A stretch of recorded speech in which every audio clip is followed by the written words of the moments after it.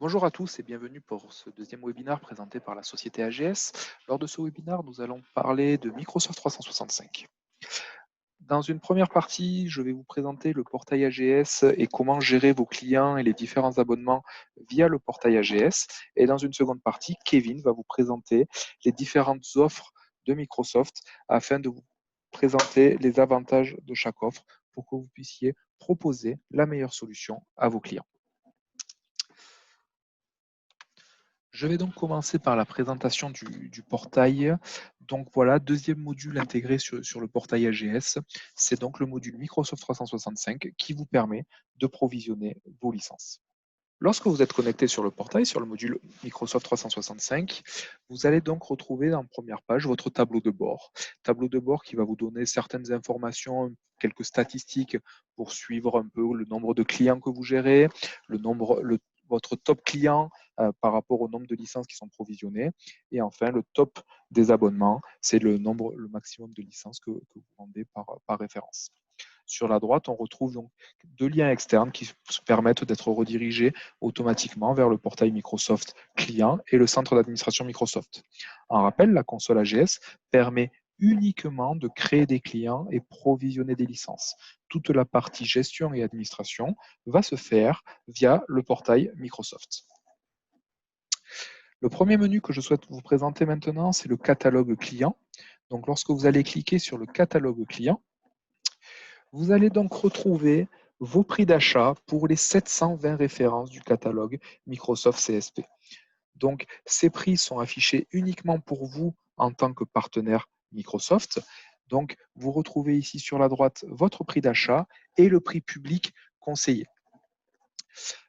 Là, si vous veniez à déléguer l'administration de la plateforme à un de vos clients, les clients ne verront aucun prix affiché. Cela vous permet, vous, en tant que partenaire, de procéder au prix que vous souhaitez, si vous englobez votre infogérance, etc. Donc, les clients n'ont pas de visu sur les prix. Vous êtes les seuls à voir vos prix d'achat et les prix publics conseillés. Nous allons donc maintenant aller au niveau de la page tenante. Sur la page tenante, on retrouve donc l'intégralité des clients que vous administrez. En rappel, chez Microsoft, le terme tenante est associé à un client. Donc, j'ai 8 clients, j'ai 8 tenants. Sur cette page, on va donc pouvoir ajouter un tenant. Donc, soit on va créer un nouveau tenant Microsoft, donc le client n'a jamais travaillé avec Microsoft 365 et vous allez pouvoir donc créer le tenant, ou alors on va pouvoir migrer un tenant existant.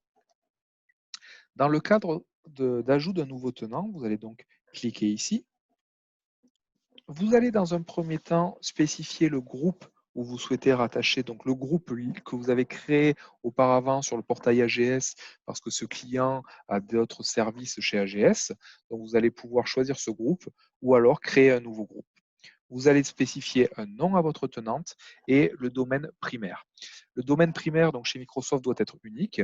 Si ici vous renseignez un domaine primaire qui est déjà utilisé chez Microsoft, le rectangle sera mis en rouge pour vous informer de la non-disponibilité de ce domaine. Ensuite, dans la société, vous allez donc renseigner les différentes informations de votre client et enfin accepter les conditions d'utilisation Microsoft.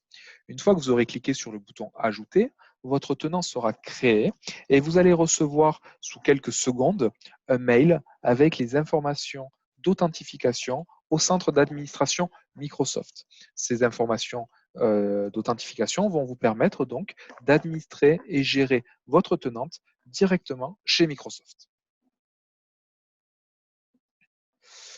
Une fois que donc mon client est créé, on va donc pouvoir lui ajouter des abonnements. Donc pour cela, on va cliquer sur les trois points.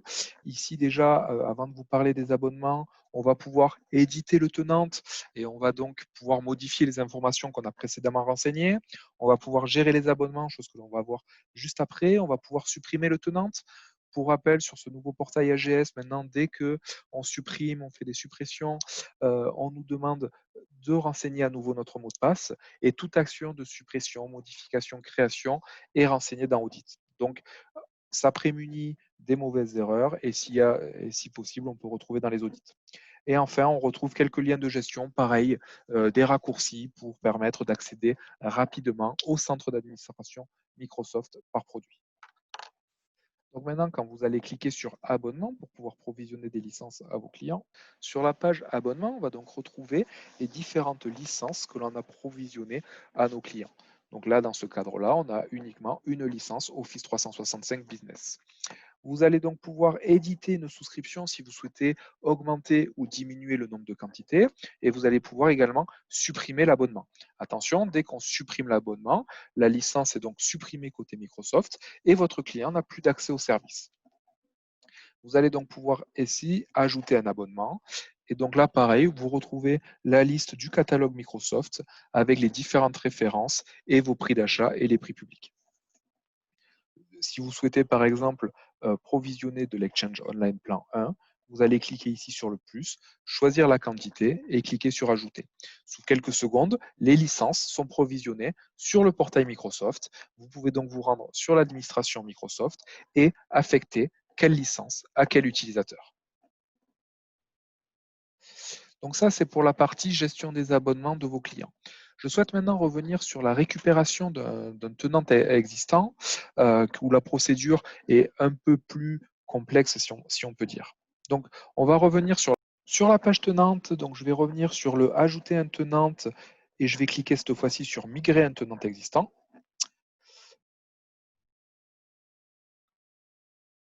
Donc, comme lors de la création d'un tenant, d'un nouveau tenant, la première étape, c'est de lier au groupe. Donc ça, c'est vraiment des groupes qui sont liés au portail AGS. Rien à voir avec Microsoft. C'est donc, si vos clients avaient déjà des services chez AGS, on va rattacher le nouveau service Microsoft 365 à un groupe déjà existant. Maintenant, la procédure purement Microsoft pour récupérer un tenant. La première étape va être d'autoriser AGS et son partenaire Crayon à pouvoir provisionner des licences à ce tenant Microsoft. Pour cela, il va falloir ouvrir ce lien. Alors, je vous conseille de le faire dans une navigation privée pour éviter des problèmes entre les cookies et les caches si vous êtes déjà connecté à un tenant Microsoft.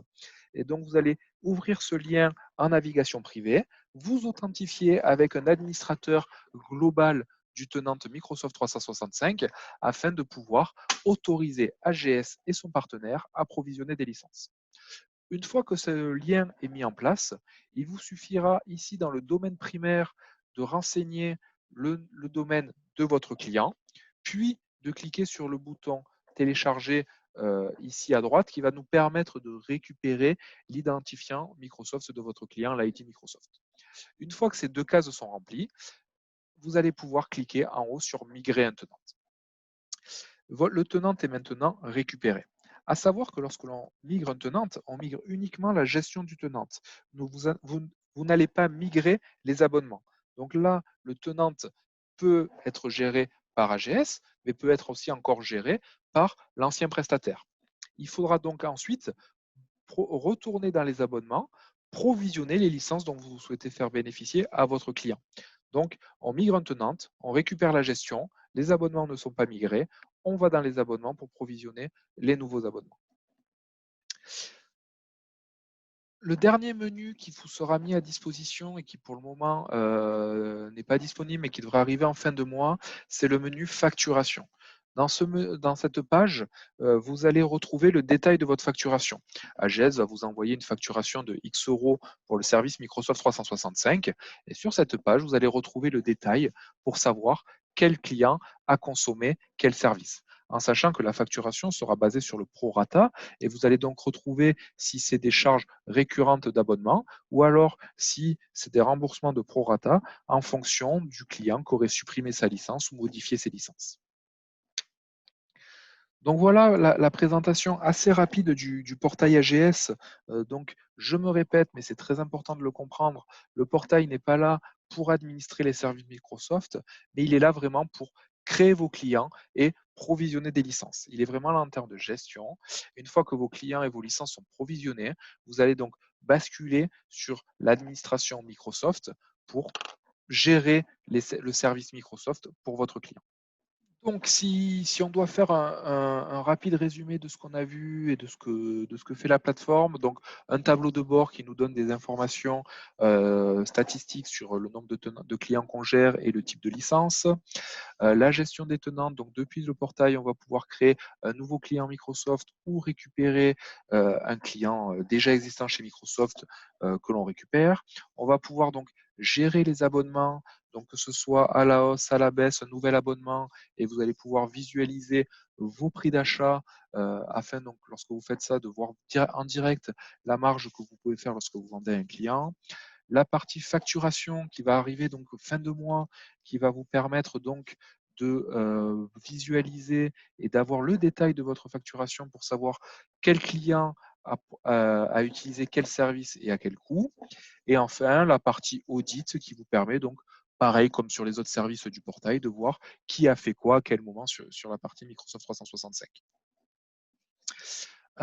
Donc maintenant, c'est fini pour ça. Donc là, c'était, on va dire, la partie un peu technique du portail AGS. Maintenant, je vais laisser place à Kevin qui va donc vous présenter les différentes offres Microsoft 365 sur les offres basiques, les offres, on va dire, que l'on retrouve souvent, afin que vous sachiez les plus et les moins de chaque offre pour que vous soyez autonome pour proposer la meilleure offre à votre client. Comme l'a bien présenté mon collègue, vous avez désormais la possibilité de commander des références Microsoft en CSP directement sur le portail AGS. En cette seconde partie de vidéo, je vais pouvoir vous expliquer, alors très simplement, comment ça se passe au niveau du plan licensing Microsoft. On va voir comment, on va revenir sur les bases, on va faire simple, et on va décortiquer tout ça. Et je ne parle pas des crevettes. Alors, sans perdre de temps, on-premise vers CSP. Donc là, on fait référence à un logiciel ou une application qui est installée directement sur site, donc par exemple sur un serveur local. Anciennement, on disait licence lourde. Et là, on est en plein dans la transition vers un modèle en CSP. Donc CSP, pour l'acronyme Cloud Solution Provider, c'est un modèle d'achat, un programme d'achat Microsoft qui est basé sur un modèle SaaS, donc Software as a Service. Ce sont des logiciels qui sont directement hébergés directement par l'éditeur et du coup, l'infrastructure est également déléguée, donc en l'occurrence chez Microsoft. Du coup, en CSP, il n'y a pas d'engagement. Vous avez la possibilité de prendre vos références sur le portail AGS sans avoir une date d'anniversaire à renouveler. C'est vraiment au mois. Un catalogue qui peut faire peur, 800 références, ça en fait beaucoup de crevettes. Maintenant, il faut les trier sous forme de 4 plays très rapidement. On a le play Modern Warplay, donc ce sont les références 365. On a le play Dynamics 365, on a le play Power et on a le play Azure. Une facturation mensuelle. Ça veut dire que vous serez facturé vraiment mensuellement au consommé. Et donc, par exemple, si vous consommez votre produit pendant 15 jours, on va uniquement vous facturer 15 jours. Aussi simple que ça. Donc, vis-à-vis de nous, vous serez facturé mensuellement.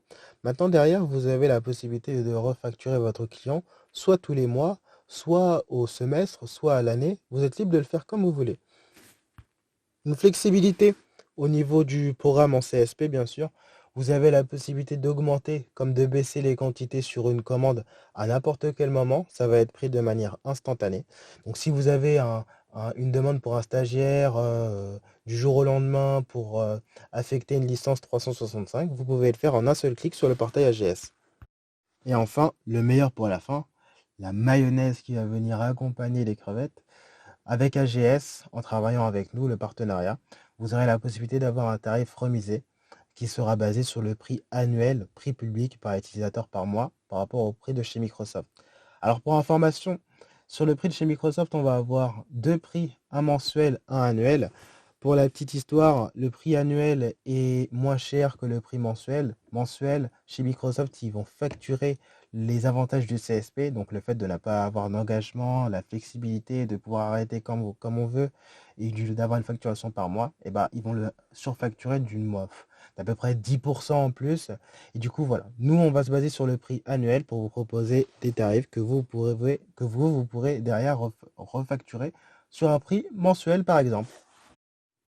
Alors, ici, on va se concentrer sur un point très essentiel chez Microsoft, à savoir qu'est-ce que c'est qu'un tenant.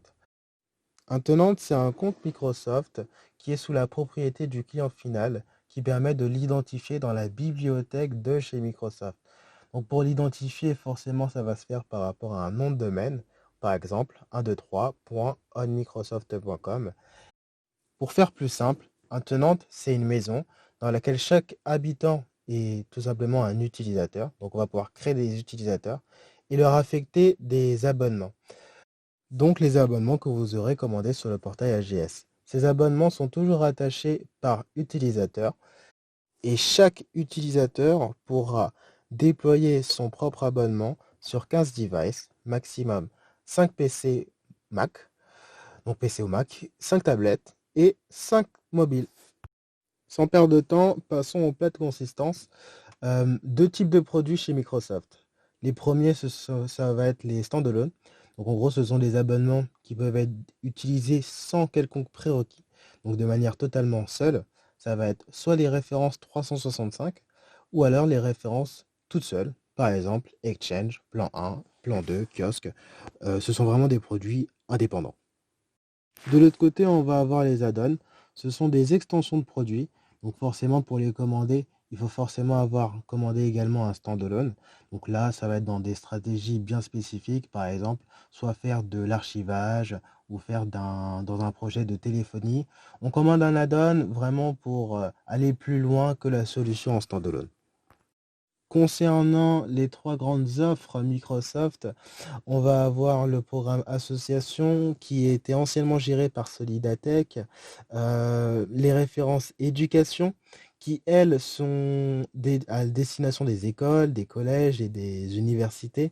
Donc la notion de Student Use Benefit, où en gros, si vous licenciez le corps enseignant, et vous avez la possibilité d'avoir des licences gratuites pour les élèves. Ça, pareil, c'est possible sur le programme en CSP. Ces deux programmes sont soumis à une éligibilité qui doit être validée par Microsoft et du coup ça va être un statut qui va être délivré par Tenante. Et le dernier, ça va être le programme Corporate, donc qui concerne le secteur privé. Donc c'est le plus classique. Anciennement, on en avait un quatrième à la famille, c'était les références de type gouvernement, donc qui étaient à destination du secteur public. Il n'existe plus. Donc du coup, tous les projets pour le secteur public, il faudra vous rabattre sur les références de type corporate. Maintenant, on va pouvoir parler produits. On va essayer de simplifier au mieux la complexité des produits de chez Microsoft. Donc, d'un côté, on a les produits business, de l'autre côté, on a les produits enterprise. Maintenant, on va avoir des correspondances et des différences au niveau des produits. Première différence qui fait entre la business et les enterprise, c'est que dans les business, on est limité à 300 unités par référence. Du coup, sur un tenant, vous aurez la possibilité de commander 300 unités sur une référence de type business. Et comme il y en a 4 au maximum, vous pourrez commander maximum 1200 références de type business par tenant. Donc le premier play, ça va être la production. Donc la production, ça va être un ensemble de services qui vont permettre d'augmenter et de simplifier la productivité chez l'utilisateur final. Donc le premier, le plus connu, ça va être la suite Office avec Word, Excel, PowerPoint, soit en mode web ou en local, directement installé sur le poste.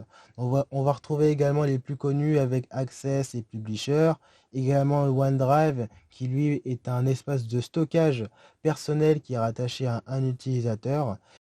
On va également avoir les applis métiers, à savoir Business Apps, donc Booking, Invoicing, Outlook Customer Manager, qui sont des applis métiers qui permettent de simplifier le quotidien de l'utilisateur final.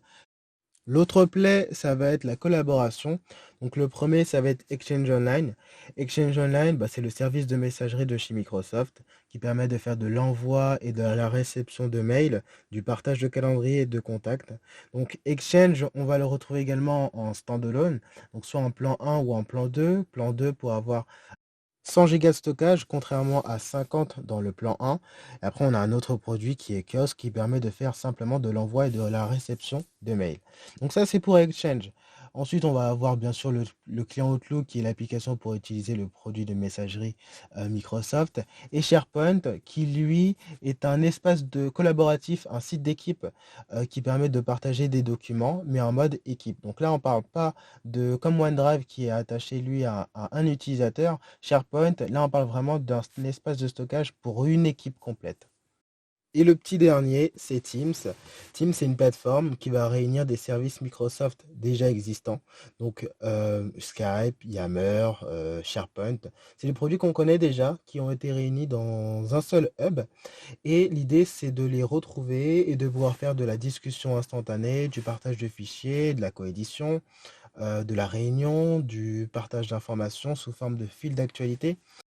Ici, ça vous permet de voir quel produit est rattaché, est plus axé productivité, quel produit est plus axé collaboration. Donc la collaboration, l'idée c'est de communiquer en temps réel, à distance, que ce soit interne ou externe.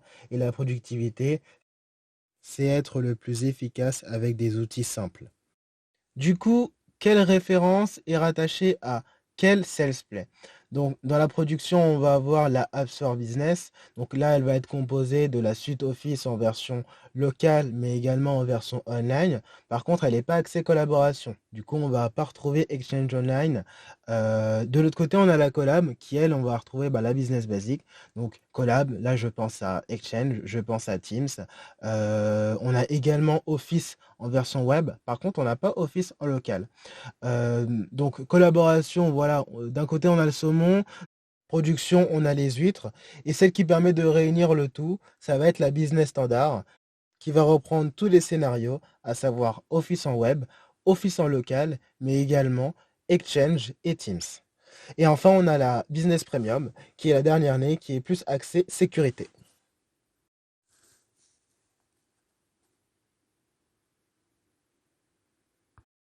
Petit overview sur les références de type Enterprise. Donc, business, les références dans la famille business sont plutôt ciblées TPE, PME et les références dans la famille Enterprise sont plus pour les projets grands comptes. Donc, le premier point sur les références de type Enterprise, c'est qu'on a la possibilité de commander des références sans limite d'utilisateurs par référence. Le deuxième point, c'est que les références dans la famille Enterprise ressemblent beaucoup aux références dans la famille Business. Je vais détailler juste après. Enfin, on a également la compatibilité RDS, c'est-à-dire que la suite Office peut non seulement être installée sur le poste en local, mais également sur un serveur RDS TSE, donc sur un bureau distant. Ce qui n'est pas possible pour les références de type business. Et enfin, les fonctionnalités avancées qui sont inclus dans les références Enterprise de type plutôt plan 2, Exchange Online plan 2, SharePoint Online plan 2 avec plus de stockage, plus de fonctionnalités avancées et également la possibilité d'ajouter certains add-ons. Comme tout à l'heure, on a les huîtres d'un côté et le saumon de l'autre. Donc, dans les huîtres production, on va avoir la Apps for Business qui est l'équivalent de la Apps for Enterprise. Donc, du coup, pareil, on n'a pas du tout de collaboration dans ces deux-là. Et de l'autre côté, pour la team saumon, on va avoir la Business Basic. Donc, on a la famille Enterprise avec l'Office 365 E1 qui, elle, du coup, est dépourvue de Office en local sur le poste. Et enfin, la machine à tout faire, le plat de consistance par excellence, ça va être l'Office 365 E3 dans la famille Enterprise qui correspond dans la famille Business, la Business Standard. Et le dernier dans les Enterprise, ça va être l'Office 365 E5 qui lui permet d'avoir la brique téléphonie en partie et également d'avoir la possibilité de faire du Power BI tout simplement inclus dans la suite. Si vous avez assez de place, je vous sers la bûche de Noël Ananas Coco avec la brique de sécurité qui est inclue dans la Business Premium. Donc Microsoft a énormément investi pour être considéré comme un acteur sérieux dans la cybercriminalité. Du coup, ce qui va composer la brique sécurité dans la M365 Business Premium, ça va être EMS et Intune. Donc on va avoir un 2 en 1. Le premier point, ça va être l'intelligence artificielle qui va permettre d'analyser les comportements et habitudes de travail de l'utilisateur, à savoir le MFA, le Multi-Factor Authentication ou l'accès conditionnel. Donc en fonction de la localisation, les heures de connexion, enfin bref, l'idée c'est d'analyser le quotidien pour pouvoir authentifier ou pas l'accès au device pour une usurpation d'identité pour avoir accès à l'ordinateur. Donc l'IA, de l'autre côté, on va avoir AIP, Azure Information Protection, où là, ce qui est intéressant, c'est qu'on peut poser des labels sur les documents pour éviter la fuite de données. Donc en gros, on va affecter des stratégies de sécurité. Donc par exemple, considérer le document comme soit confidentiel ou très confidentiel et faire en sorte qu'il ne sorte pas de l'entreprise. Enfin, on va avoir Office 365 ATP, Advanced Threat Protection, qui lui permet de mettre un filtre pour toutes les menaces extérieures. Donc, ce qui permet de gérer tout ça, ça va être Intune, donc pour mettre en place toutes les stratégies de sécurité. Donc, ça va être Intune qui va pouvoir manager tous ces outils-là. Et enfin, un dernier point sur le Secure Score. Le Secure Score, lui, c'est un outil qui permet de faire un audit sur votre niveau de sécurité par rapport aux technologies Microsoft. Donc à partir du moment où vous avez un tenant, peu importe le produit qui est rattaché à ce tenant-là, vous avez la possibilité de faire un audit sur ce niveau de sécurité. Donc ça va vous mettre un score et ensuite vous aurez les prérequis à mettre en place pour augmenter ce niveau de sécurité Microsoft. Toutefois, malgré les efforts de Microsoft pour se placer dans la cybercriminalité, cette brique ne demeure pas moins insuffisante pour protéger votre entreprise contre les menaces extérieures. Du coup, il existe des produits dédiés à M365 qui permettent de renforcer cette sécurité. Et ça, on en parlera à la fin. Donc du coup, M365 Business Premium, on a la sécurité, la production. Le petit plus dans la production, ça va être la Windows 10 Business, qui elle en fait est un update qui permet d'avoir Windows 10 si le PC est bien équipé de Windows 7 ou de Windows 8.1 et toujours la brique collaboration avec Exchange et Teams. Alors on va passer en phase de digestion. Pour récapituler, on vous a choisi 3 scénarios de vente pour vous aider à sélectionner vos références. Donc le cas numéro 1, ça va être la production. Vous avez déjà installé des boîtes aux lettres chez votre client, mais vous souhaitez lui mettre à disposition des outils dédiés productivité. Et bien là, il faudra vous concentrer sur la Apps for Business ou la Apps for Enterprise. Apps for Enterprise, si vous voulez aller encore plus loin, lui installer la suite en RDS sur le serveur en TSE. Cas numéro 2, on va parler collaboration. Donc vous avez déjà installé des Office 2016 ou 2019 chez votre client, mais là vous souhaitez par exemple aller plus loin et lui pousser par exemple les produits Exchange ou Teams. Et bien là pareil, là il faudra se concentrer sur du business basique, du business standard et pour les références de type Enterprise, du E1, du E3 ou du E5. Et le cas numéro 3, ça va être la sécurité. Donc votre client est mature sur la partie cloud, mais il aimerait être protégé contre les cybercriminalités, protéger ses devices, mais également ses données ou voire même les utilisateurs. Et bien là, ça va être la M365 Business Premium. Merci Kevin pour cette présentation. Comme nous l'avons évoqué précédemment, Microsoft a mis en place une brique sécurité dans son offre Microsoft Business Premium. Mais cette offre n'est pas suffisante pour protéger vos utilisateurs, vos données, votre entreprise. C'est pourquoi AGS Cloud a ajouté 2 nouvelles offres à son catalogue. Il y a donc Vim Backup pour Microsoft 365. Il s'agit de sauvegarde et restauration de la donnée Microsoft, ainsi que VAD-Secure pour M365, où là, ça concerne la protection de l'email contre les menaces extérieures.